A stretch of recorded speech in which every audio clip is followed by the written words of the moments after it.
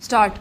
Mr. Vice Chairman, Sir, this year the President's address given to the Parliament gives a well-conceived, well-prepared picture of the nation.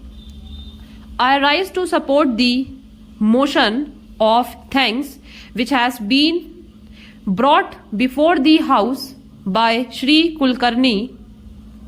At the outset, he has pointed out that this year has faced a severe drought.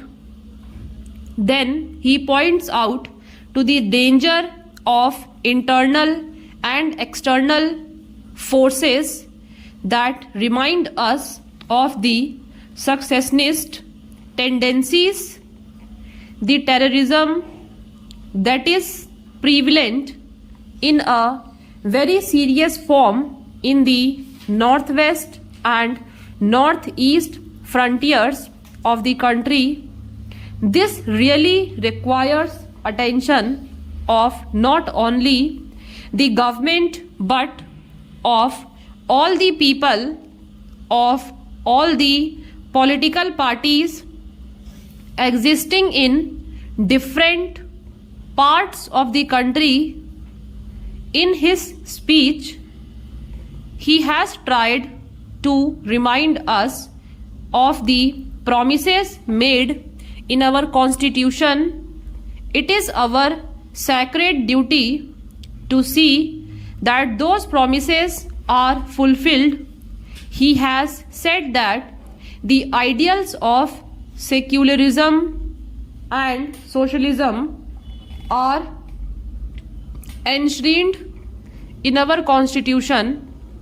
These values have to be upheld, and above all, integration of the nation is also to be upheld. Sir, it is time that we did not discuss matters out of emotion.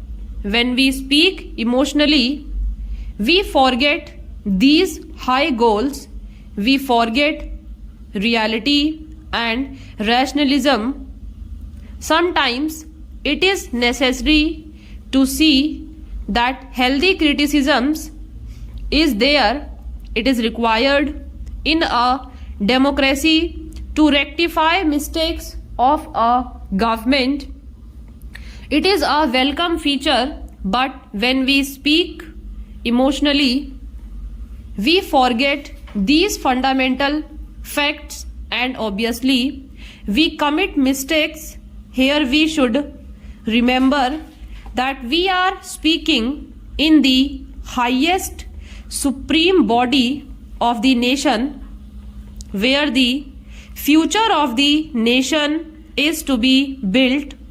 When we are discussing all these things in this house about the goals of the nation, about the development of the national life, the whole world is watching us. So this factor has always to be kept in mind.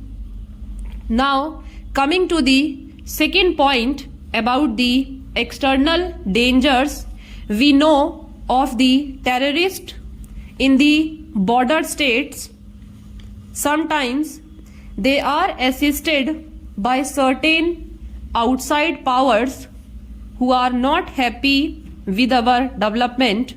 Sometimes they are provided with the latest weaponry with ulterior motives. These things have been discussed in the House and they need not be repeated here, but we cannot be blind to ourselves. We have to look to these aspects. Many of the honorable members have made a mention of these things and we must be prepared for everything. Sometimes they are supplied with sophisticated weapons. Superpowers are helping them. So we must be careful and watchful. Another thing is about the secessionist tendencies supported under the cover of religious fundamentalism abated by foreign agencies. This must be curbed. That is the greatest danger in our country today.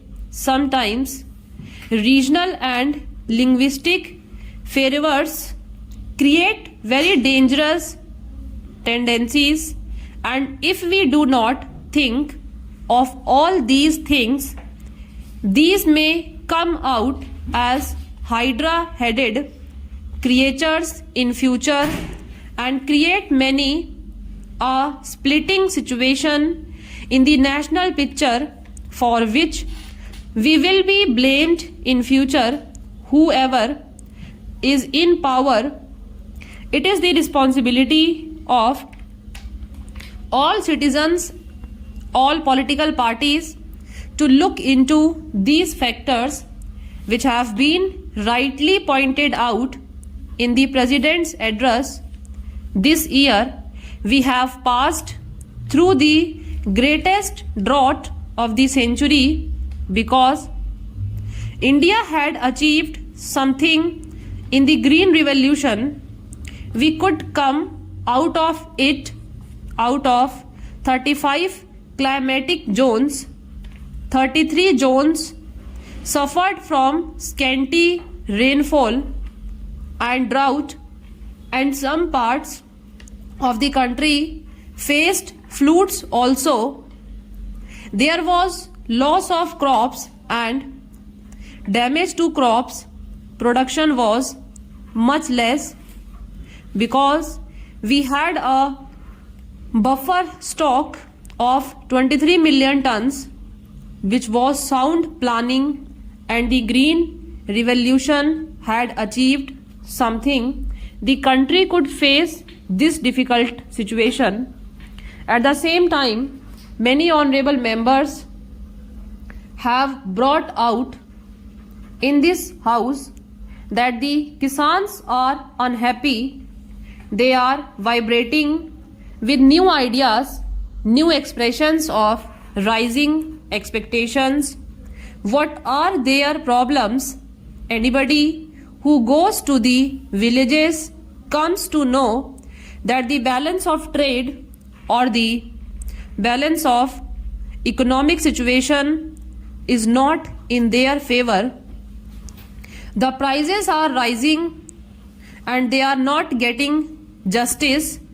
That is, they are feeling. Still worse is the plight of small and marginal farmers.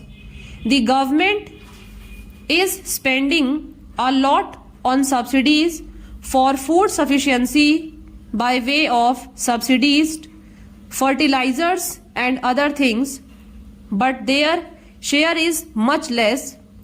The dry land farmer and the small and marginal farmer have to be distress sales because in our country there is no proper marketing organization to help them. Unfortunately, we had thought that the cooperatives would develop, but they have not developed, and the marketing agencies have not developed. So they are the worst sufferers in this situation of rising prices. The other sectors enjoy a favorable position. They can command the economy. The farmers are very much discontented, for which we have to take proper precautions. That is what I want to submit through this honorable house to the government.